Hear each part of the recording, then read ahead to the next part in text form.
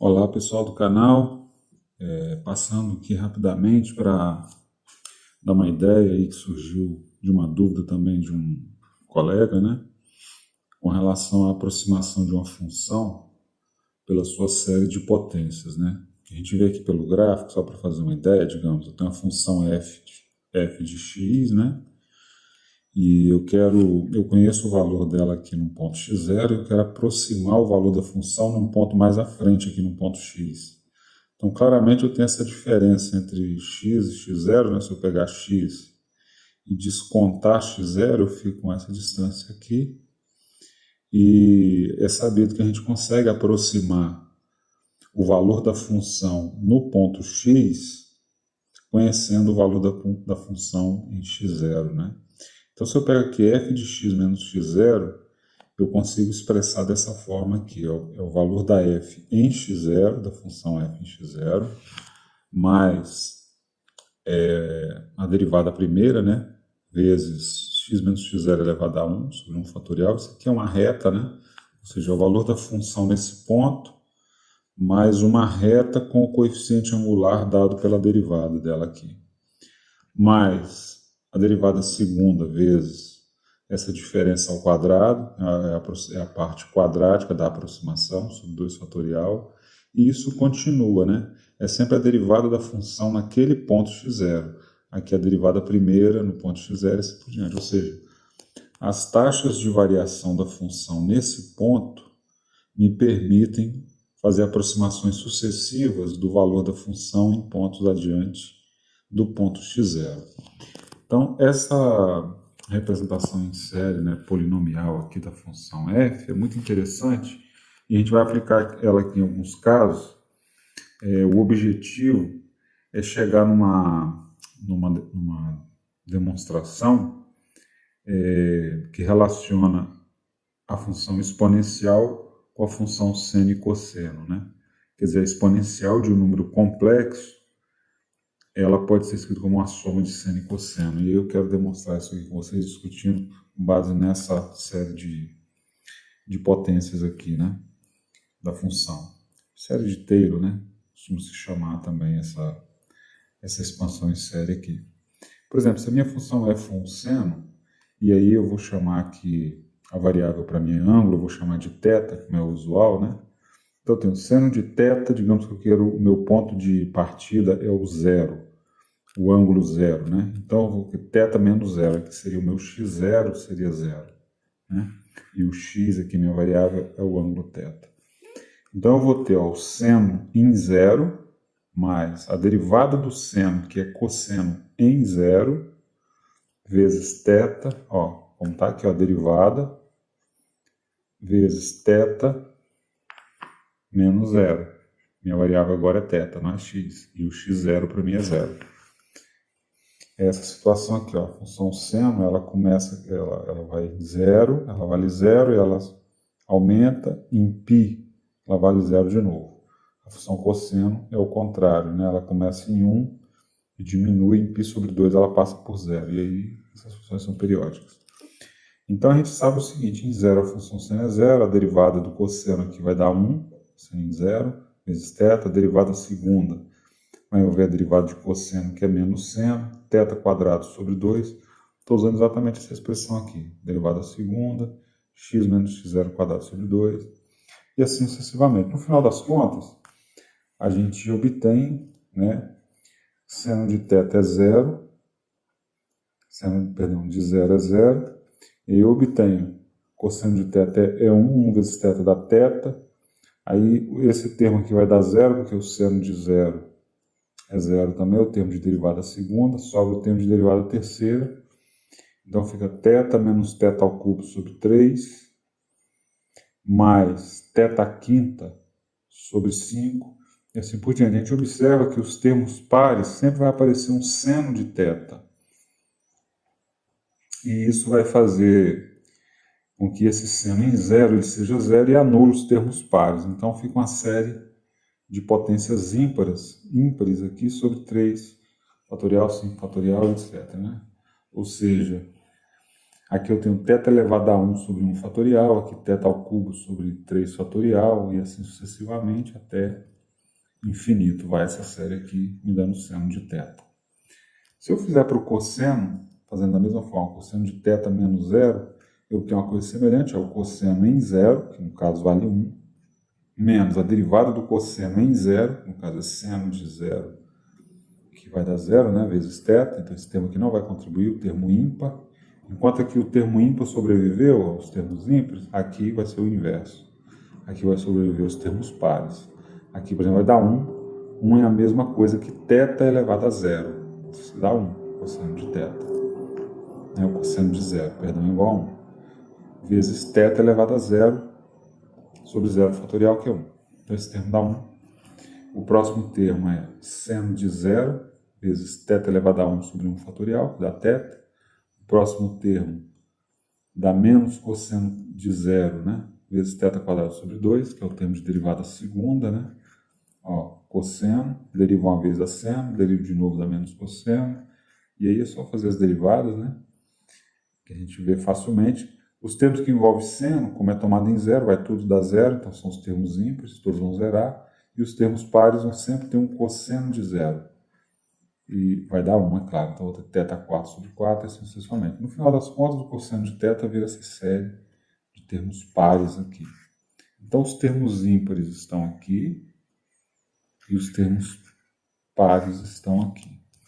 Se a gente pega agora e observa essa função aqui, que é a exponencial de θ, ela pode ser escrita da mesma forma. Vai ser em zero, ela vale 1, aí eu vou ter a derivada dela, ela própria, em zero vai dar 1 vezes θ quadrado sobre 2 fatorial, e assim por diante. Eu vou ter o termo de primeira ordem, né? Que vai dar θ sobre 1 fatorial, falta colocar aqui. Então aqui eu teria θ sobre 1 fatorial, somando aqui, né? Faltou esse termo aqui, θ elevado a 1. Faltou esse termo θ elevado a 1 ali. Então, essa é a expansão da função exponencial de θ. Se θ for um número complexo, eu vou chamar ele aqui de iθ. Então, eu vou definir que o θ para mim agora é um número imaginário, né? Com o i ao quadrado sendo menos 1. Então, eu posso fazer a mesma coisa, e aí eu vou trocar aqui, onde tem θ lá em cima, eu vou colocar o iθ, e vai aparecer assim, 1 mais iθ, que é o primeiro termo de primeira ordem, né? Menos, porque quando eu levar ao quadrado, o i ao quadrado vai dar menos 1, então menos θ quadrado, menos iθ ao cubo sobre 3 fatorial.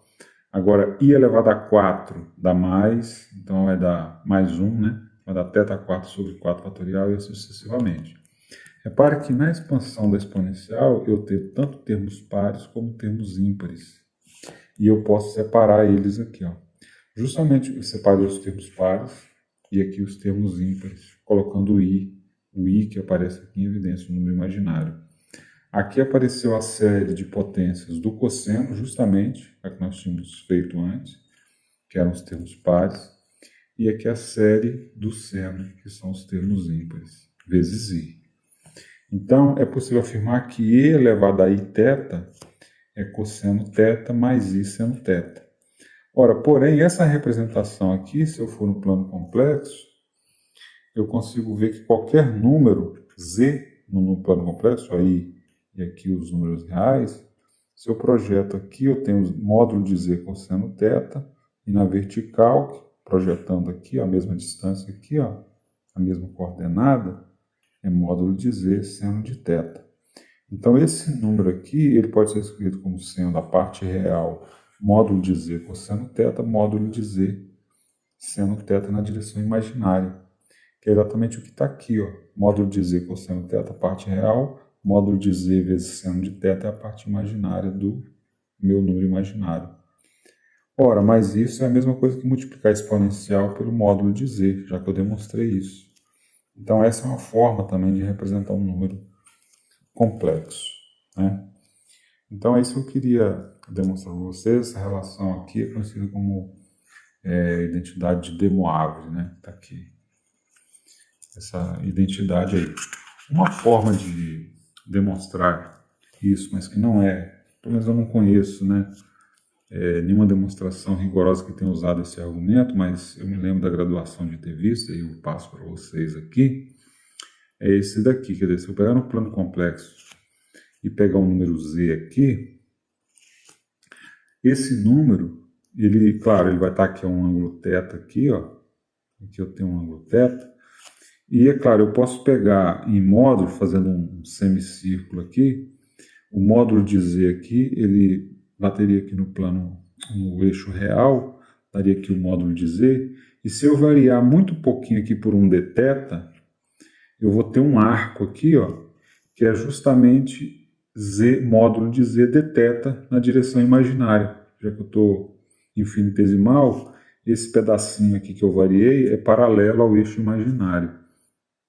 Então isso aqui é algo válido de se fazer. Eu posso escrever então que infinitesimalmente o número z é o módulo dele, que multiplica 1 mais i dθ, que vem justamente daqui, ó, z, nesse caso aqui que eu estou muito próximo do eixo imaginário, vai ser o módulo de z, parte real, mais o próprio módulo de z, i dθ.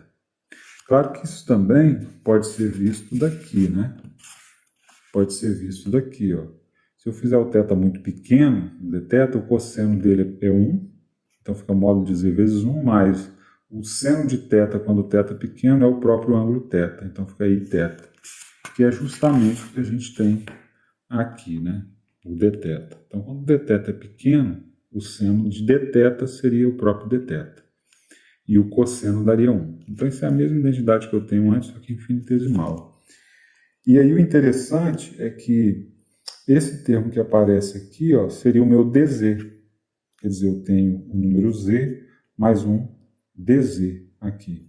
Então, quem é o dz? É i z dθ. Número imaginário, z dθ, que é essa parte imaginária aqui. Isso é o meu dz. Claro, se eu pegar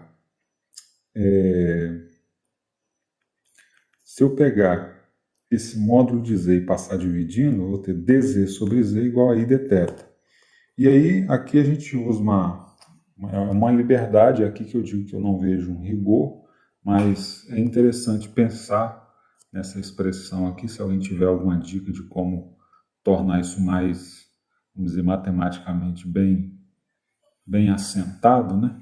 Mas o resultado interessante é que se você integra aqui, você tem um ln de z, do lado de cá a integral vai dar, a integral de dθ vai dar θ, mais uma constante, claro, e aí eu tenho ln de z e i θ mais a constante. Se eu tomar a exponencial dos dois lados, a exponencial é a inversa do ln, sobra o próprio z, e aí eu tenho exponencial de uma soma aqui, eu posso multiplicar, porque os expoentes se somam, então eu vou ter exponencial da constante vezes exponencial de iθ. Ora, se eu, no limite, quando o θ vai a zero, eu quero que z seja o módulo de z, porque eu vou estar no eixo real, que é o que a gente começou aqui em cima, né? Se eu venho para θ igual a zero, o módulo de z está sobre o eixo real. Então, eu uso isso como uma condição para dizer que, no limite, quando o θ vai a zero, z vai para o módulo de z, é um número puramente real, e eu descubro que o módulo de z é a exponencial da constante que está aqui. Portanto, z é módulo de z, que isso equivale a módulo de z vezes e elevado a iθ, que é a expressão, novamente, né? Quer dizer, eu posso representar um número z, um número complexo, dessa forma aqui. Então, basicamente, é isso que eu queria demonstrar. Se você não é inscrito no canal, se inscreve, ajuda o canal a crescer. Desde já eu deixo minha gratidão. Um abraço, até mais.